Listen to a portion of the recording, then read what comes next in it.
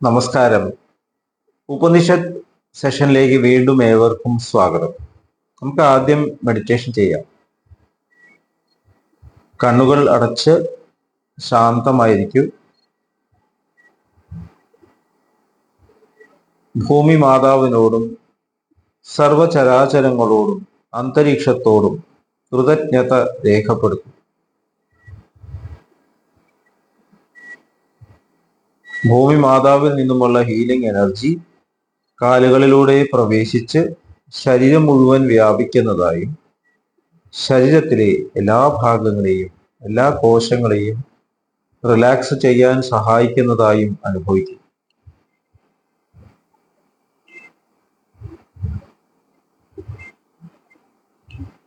ഇപ്പോൾ ശരീരം പൂർണ്ണമായും റിലാക്സ്ഡ് ആയി.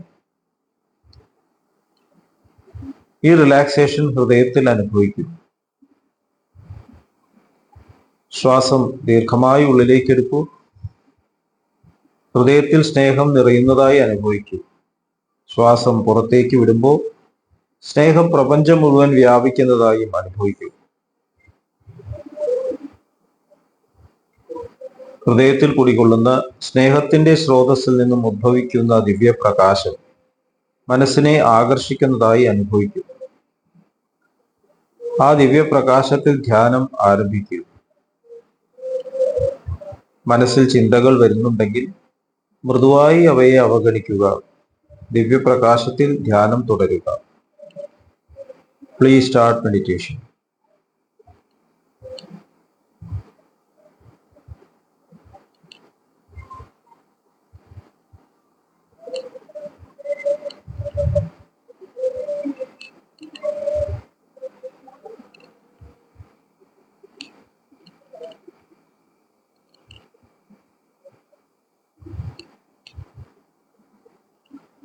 ഓക്കെ, കണ്ടീഷൻ ഹൃദയത്തിൽ നിലനിർത്തി പതുക്കെ കണ്ണുകൾ തുറക്കൂ. എല്ലാവരെയും വീണ്ടും ഹാർദമായി ഹാർട്ട്ഫുൾനെസ് സഹജമാർഗ് മെഡിറ്റേഷൻ സിസ്റ്റത്തിലേക്ക് സ്വാഗതം ചെയ്യുന്നു. എങ്ങനെ ജോയിൻ ചെയ്യാം എന്നത് ഡിസ്ക്രിപ്ഷൻ ബോക്സിൽ കൊടുത്തിട്ടുണ്ട്. നമ്മൾ ഛാന്തോക്യ ഉപനിഷത്ത് തുടരുകയാണ്. 5-ാമത്തെ അധ്യായത്തിലെ 13-ാമത്തെ ഖണ്ഡമാണ് ഇന്ന് നമ്മൾ ഡിസ്കസ് ചെയ്യുന്നത്. 1-ാമത്തെ ശ്ലോകം: അഥ ഹോവാച സത്യയജ്ഞം പൗലുഷീം പ്രാചീന യോഗ്യ കം ത്വമാത്മാനുപാസ ഇത്യാദിത്യമേവ ഭഗവോ രാജന്നിധി ഹോവാച ഈശ വൈ വിശ്വരൂപ ആത്മാ വൈശ്വാനരോ യം ത്വമാത്മാനുപാസേ തസ്മാത് തവ ബഹു വിശ്വരൂപം കുലേ ദൃശ്യത്തെ. എന്നിട്ട് അദ്ദേഹം സത്യയജ്ഞ പൗലുഷിയോട് പറഞ്ഞു, പ്രാചീന യോഗ്യ, അങ്ങ് ആത്മനായി, അതായത് ഈശ്വരനായി ആരെയാണ് പൂജിക്കുന്നത്? അപ്പൊ അദ്ദേഹം പറഞ്ഞു, സൂര്യനെ രാജാവേ. 2-ാമത്തെ ശ്ലോകം: പ്രവൃത്തോ ശരീരധോ ദാസീനിഷ്കോൻസ്പന്നം പശ്യസി പ്രിയമുത്പന്നം പശ്യതി പ്രിയം ഭവത്യസ്യ ബ്രഹ്മവർച്ചസം കുലേ യ ഏതമേവാത്മാത്മാനം വൈശ്വാനരമുപാസ്തേ ചക്ഷുഷേനദാത്മന ഇതി ഹോവാചാൻ ധോ ഭവിഷ്യദ്യന്മാം നാഗമിഷ്യ ഇതി. പ്രാപഞ്ചിക ആത്മൻ, നിങ്ങൾ ആത്മനായി പൂജിക്കുന്ന ആ വൈവിധ്യം ഉള്ളവനാണ്. അതുകൊണ്ട് നിങ്ങളുടെ കുടുംബത്തിൽ പലവിധം ആയി കാണപ്പെടുന്നു.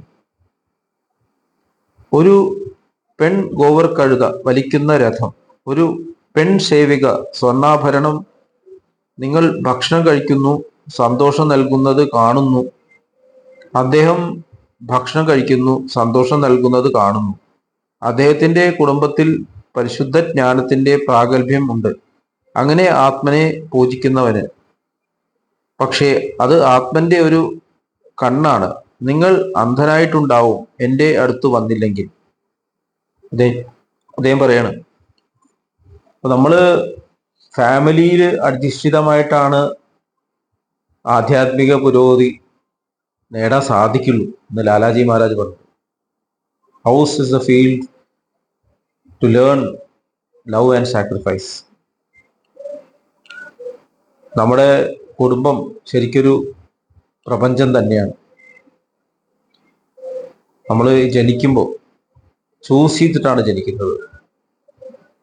എന്തെല്ലാം സ്വഭാവവിശേഷതകൾ എനിക്ക് മാറ്റിയെടുക്കേണ്ട ആവശ്യമുണ്ട്, എത്രത്തോളം എനിക്ക് ഈ ജീവിതത്തിൽ നിലനിന്നുകൊണ്ട് ആ സ്നേഹത്തിലേക്ക് കണക്ട് ചെയ്ത് ജീവിക്കാൻ സാധിക്കും എന്നുള്ള ഒരു പരീക്ഷണമാണ് ശരിക്കും ഒരു കുടുംബജീവിതം. നമ്മുടെ ഉള്ളില് ഒരുപാട് സ്വഭാവ വിശേഷതകളുണ്ട്, ഓരോരുത്തർക്കുണ്ട്. ഈഗോ ഇടപെടുന്ന ഒരുപാട് കാര്യങ്ങളുണ്ട്. നമുക്ക് ഇഷ്ടപ്പെടാത്ത കാര്യങ്ങളുണ്ട്, ഇഷ്ടപ്പെടുന്ന കാര്യങ്ങളുണ്ട്. ഇതൊന്നും പുറമേ ലോകത്തിന് അറിയില്ല, ഫാമിലിയിൽ ഇതൊക്കെ അറിയും. വീട്ടുകാരെ പറ്റിക്കാൻ പറ്റില്ല, പ്രത്യേകിച്ച് അമ്മയെ, ഭാര്യയെ, സഹോദരന്മാരെ പറ്റിക്കാൻ സാധിക്കില്ല. എൻ്റെ മുത്തശ്ശി പറയാറുണ്ട് എൻ്റെ അനിയനോട്, മറ്റുള്ളവരുടെ അടുത്തൊക്കെ നിനക്ക് ഇങ്ങനെ പറയാം, പക്ഷെ നിന്റെ ഏട്ടന്മാരുടെ അടുത്ത് നിനക്ക് എങ്ങനെ പറ്റിക്കാൻ പറ്റുമോ എന്ന് ചോദിക്കാറുണ്ട്. നമ്മള് നമ്മുടെ ഉള്ളിലുള്ള വിഷമങ്ങൾ, പ്രശ്നങ്ങൾ നമ്മളെക്കാളും മനസ്സിലാക്കുന്നത് നമ്മുടെ കൂടപ്പിറപ്പുകളും അച്ഛനും അമ്മയും ഭാര്യയൊക്കെയാണ്. കാരണം നമ്മൾ അടുത്തടുത്താണ് ജീവിക്കുന്നത്. എൻ്റെ സ്വഭാവവിശേഷതകൾ എന്നെക്കാളും അറിയുന്നത് എൻ്റെ ഏട്ടനോ അനിയനോ അച്ഛനോ ഒക്കെ ആയിരിക്കും. അപ്പൊ അവർക്ക് അതനുസരിച്ചിട്ട് പെരുമാറാൻ സാധിക്കും, അതുപോലെ തിരിച്ചും. അപ്പൊ എങ്ങനെയാണ് നമുക്ക് ഇടപെട്ടിട്ട് സ്വയം ഇമ്പ്രൂവ് ചെയ്യാൻ സാധിക്കുക? ഓൾറെഡി അറിയാം ഇയാൾക്ക് ചില പ്രശ്നങ്ങൾ, സ്വഭാവവിശേഷതകളുണ്ട്. രാവിലെ നീട്ടാൽ ഒരു ഗ്ലാസ് കാപ്പി വേണം, ഡിസ്റ്റർബ് ചെയ്യുന്ന ഇഷ്ടമല്ല. ചില ആൾക്ക് രാവിലെ നീട്ടാൽ ഡിസ്റ്റർബ് ചെയ്യുന്ന ഇഷ്ടമല്ല. ഒരു പേപ്പർ വായിക്കണം, ഒന്ന് നടക്കാൻ പോകണം. എല്ലാവരും ചിട്ടകൾ എല്ലാവർക്കും അറിയാം. അപ്പൊ അതനുസരിച്ച് മറ്റവർക്ക് ജീവിച്ചുകൂടെ? ഇപ്പൊ ചില ദിവസങ്ങളിൽ ചിലർക്ക് ഇഷ്ടമുള്ള ഭക്ഷണം അത് വെച്ചൂടെ? അപ്പൊ എല്ലാവർക്കും ഒരുമിച്ച് കഴിച്ചൂടെ? പിറന്നാൾ ആഘോഷങ്ങളുണ്ട്, കുട്ടികൾക്ക് ഇഷ്ടമുള്ള വസ്ത്രങ്ങൾ കൊടുക്കുക, അവര് നല്ല ഡ്രസ്സ് ഇരിക്കുക. എല്ലാവരും എല്ലാ വിഷമങ്ങളും മറന്നിട്ട് കുട്ടിയുടെ കാര്യത്തിലേക്ക് വരുന്നു. അതോടുകൂടി പ്രശ്നങ്ങൾ പരിഹരിക്കുന്നു.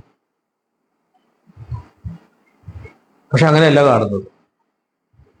കുട്ടിയുടെ കാര്യം വരുമ്പോൾ ശരിയാണ്, പക്ഷെ വലുതാവുമ്പോൾ എന്താണോ നമുക്ക് ഇഷ്ടമല്ലാത്തത്, അല്ലെങ്കിൽ വേറെ ആൾക്ക് ഇഷ്ടമല്ലാത്ത അത് ചെയ്യാനുള്ള പ്രവണത നമ്മുടെ ഉള്ളിലുണ്ട്.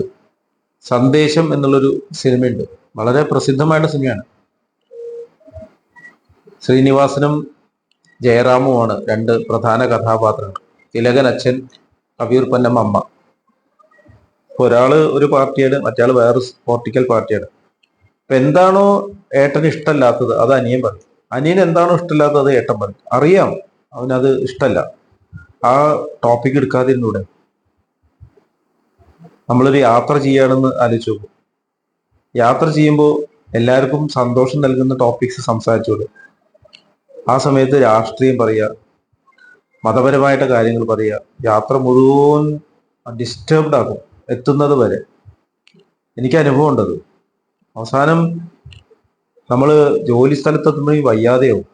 ഞാനതുകൊണ്ട് യാത്രയൊക്കെ ചെയ്യുമ്പോൾ ആരെയും കാണാണ്ടിരിക്കാനാണ് ശ്രമിക്കുന്നത്. പണ്ട് കോഴിക്കോടേക്കൊക്കെ യാത്ര ചെയ്യുമ്പോൾ ട്രെയിനിൽ പരശുരാം എക്സ്പ്രസ്സിൽ പോകുമ്പോൾ പരിചയമുള്ള ആൾക്കാരെ ചിലപ്പോൾ കാണും, ട്രെയിനിൽ കയറുന്നത് കാണും. ഞാൻ മിണ്ടാതെ മൂലക്കിരിക്കും, എനിക്ക് പുസ്തകം വായിച്ചിട്ടിരിക്കണം. കയറിയാൽ ചോദിക്കേ, ഡോക്ടേഴ്സാണ് ചോദിക്കും, നിങ്ങളുടെ ഹോസ്പിറ്റലിൽ ഇത്രയും കാലമായിട്ട് വളരാത്തത്, നിങ്ങൾക്ക് എന്താ റേഡിയോ പ്രചരണം നടത്തിക്കൂടെ, അത് നടത്തിക്കൂടെ, ആ ഹോസ്പിറ്റലിൽ ഇത്ര പേഷ്യൻ്റ് ഉണ്ട്, ഇവിടെ എത്രയുണ്ട്. അവിടെ എത്തുമ്പോഴേക്കും നമ്മൾ ആകെ ഡിസ്റ്റർബ്ഡ് ആവും. നമ്മൾ ഒരു പണിയും ചെയ്യും, നമ്മളെ കൊണ്ട് ഒരു പ്രയോജനം ഇല്ലാന്ന് തോന്നിപ്പോ. ആ സമയത്ത് ഇരുന്നിട്ട് റിലാക്സ്ഡ് ആയിട്ട് വല്ല പുസ്തകം വായിച്ചിട്ട് സൈലന്റ് ആയിട്ട് ഇരുന്നൂടെ? തിരിച്ചുകൊണ്ടായിട്ടുണ്ട്. വളരെ പോസിറ്റീവായിട്ട് നമ്മളെ ഹെൽപ്പ് ചെയ്യുന്ന, എപ്പോഴും പോസിറ്റീവ് കാര്യങ്ങൾ സംസാരിക്കുന്ന കാര്യങ്ങളും ഉണ്ടായിട്ടുണ്ട് യാത്ര സമയത്ത്. യാത്ര വലിയൊരു പഠനം തന്നെയാണ് എനിക്ക്. ഇതുപോലെ തന്നെയാണ് നമ്മുടെ വീട്ടിലും. എല്ലാവർക്കും ഹാർമണി ഉണ്ടാവുന്ന കാര്യങ്ങൾ ചിന്തിക്കുക, പറയുക, പ്രവർത്തിക്കുക. അങ്ങനെയോ മറ്റുള്ളതൊക്കെ ഡിസോൾവ് ചെയ്തു. ചാരിജി മഹാരാജ് ഒരു പുഴ ഒഴുകുന്ന പോലെ പറയാറുണ്ട്. നിങ്ങൾ എപ്പോഴും അതിൽ ശ്രദ്ധിക്കും, നിങ്ങൾ ഫ്ലോയിൽ ശ്രദ്ധിക്കും, സ്നേഹത്തിൽ ശ്രദ്ധിക്കും. അതിന് പ്രാധാന്യം കൊടുത്ത മറ്റുള്ളതൊക്കെ പതുക്കെ ഇല്ലാണ്ട് ചെയ്യുന്നത് കാണാം. മറ്റതവിടെ ഉണ്ട്, അത് പരിഹരിക്കാൻ വേണ്ടി നമ്മൾ ഒരുപാട് എനർജി കളയുമ്പോൾ നമുക്ക് ഇതിനെ സ്നേഹിക്കാൻ സമയമില്ലാണ്ടേ മാറും. ഭാര്യയും ഭർത്താവും സംസാരിച്ചിട്ട് ആകെ പ്രശ്നം വഷളാവുന്നത് കാണാം. ഈ അടുത്തൊരു സിനിമ കണ്ടിട്ടായി, ഈശ്വരനെ പറ്റി, ഈശ്വരൻ കഥാപാത്രമായിട്ട് written and directed by God എന്നുള്ളൊരു സിനിമ. നല്ല രസമുള്ള ഒരു സിനിമയാണ്. ഭാര്യയും ഭർത്താവും തമ്മിലുള്ള പ്രശ്നങ്ങൾ. ഭർത്താവ് ഒരു സിനിമ ഡയറക്ടറാണ്. ഭാര്യയ്ക്ക് ഇത് ഒട്ടും ഇഷ്ടമല്ല. കാരണം ഇയാൾ സിനിമകളൊക്കെ പൊട്ടിക്കൊണ്ടിരിക്കുകയാണ്. അപ്പൊ ഇയാളുടെ സ്വഭാവം എന്ന് പറഞ്ഞാൽ ഇയാൾക്ക് ഈശ്വരവിശ്വാസമില്ല. അവസാനം ഈശ്വരൻ ഒരു കഥാപാത്രമായിട്ട് അതിൽ വരികയാണ്. എന്നിട്ട് ഇദ്ദേഹത്തിന്റെ ജീവിതത്തെ ട്രാൻസ്ഫോം ചെയ്യണം. നിങ്ങളുടെ സ്പോൺസറിങ് തോട്ട് മാറ്റണം. അതാണ് അതിന്റെ തീം. നിങ്ങൾ ആദ്യം എന്താണോ ചിന്തിച്ചത് അതാണ് നിങ്ങളുടെ ലൈഫിനെ നിശ്ചയിക്കാൻ പോകുന്നത്. നിങ്ങൾ ചെയ്യുന്ന പ്രവൃത്തികളോ വാക്കുകളോ എന്നല്ല, നിങ്ങളുടെ തോട്ടിനെ നിങ്ങൾ ട്രാൻസ്ഫോം ചെയ്യും. അങ്ങനെയാകുമ്പോൾ നിങ്ങളുടെ ജീവിതം മാറും. അവസാനം സംസാരിക്കാൻ സാധിക്കാത്ത കുട്ടി സംസാരിക്കുന്നതിലാണ് ഈ കഥ അവസാനിക്കുന്നത്. അത് വളരെ ടച്ചിങ് ആയിട്ട് അവസാനത്തെ സീൻ. ഒരുപാട് ഓടിയ സിനിമയല്ല, എനിക്ക് വളരെ ഇഷ്ടമായി. അപ്പൊ നമ്മൾ നമ്മുടെ ജീവിതത്തിൽ യോജിപ്പിക്കുന്ന കാര്യങ്ങളെ കുറിച്ചിട്ട് സംസാരിക്കുക. ഇതാണ് യോഗ എന്ന് പറയുന്നത്. ഇപ്പൊ ഇന്റർനാഷണൽ യോഗ ഡേ വരികയാണ്. അപ്പൊ അതിനായിട്ട് നമ്മൾ എല്ലാവരും രാവിലെ ഇരുന്ന് ധ്യാനിക്കണം. നമ്മളെല്ലാവരും ഒരേ ഉറവിടത്തു നിന്നാണ്. കണക്ഷൻ ഒന്ന് തന്നെയാണ്. നമ്മൾ സഹോദരാണ്. ആ യൂണിഫൈഡ് ആയിട്ടുള്ള ഒരു സ്റ്റേറ്റിൽ എത്തിച്ചേർന്നിട്ട് പിന്നെ നമ്മൾ ലോകത്തെ കാണുമ്പോൾ നമുക്ക് മനസ്സിലാവും ഇതൊക്കെ വെറും ടെമ്പററി കാര്യങ്ങളാണ്. ശരിക്കുള്ള കാര്യം യോജിപ്പാണ്. അത് നിലനിർത്താനാണ് നമ്മൾ വന്നിരിക്കുന്നത്. അത് മനസ്സിലാക്കിയിട്ട് പെരുമാറാൻ പറ്റുന്ന ഏറ്റവും എളുപ്പമുള്ള സ്ഥലം നമ്മുടെ വീടാണ്. കാരണം അത് ചെറിയൊരു ലോകമാണ്. വീട്ടിൽ ജയിച്ചു കഴിഞ്ഞാൽ നമ്മൾ ജയിച്ചു കഴിഞ്ഞു. ട്രാൻസ്ഫോർമേഷൻ വന്നു കഴിഞ്ഞു. നമ്മുടെ വീട്ടിലുള്ള ഓരോരുത്തരെയും 100% എനിക്ക് സ്നേഹിക്കാൻ സാധിക്കുകയാണെങ്കിൽ, ഒരു തരി വെറുപ്പില്ലാണ്ട് എനിക്ക് സ്നേഹിക്കാൻ സാധിക്കുകയാണെങ്കിൽ, എനിക്ക് തോന്നുന്നത് നമ്മളുടെ ആധ്യാത്മിക യാത്ര പര്യവസാനിച്ചു, കൾമിനേഷനിൽ എത്തി എന്നാണ് തോന്നുന്നത്. ഇത്രയും പറഞ്ഞുകൊണ്ട് ഇന്നത്തെ ഡിസ്കഷൻ ഇവിടെ അവസാനിപ്പിക്കാം. അടുത്ത സെഷൻ വരെ വിട വാങ്ങുന്നു. നന്ദി, നമസ്കാരം.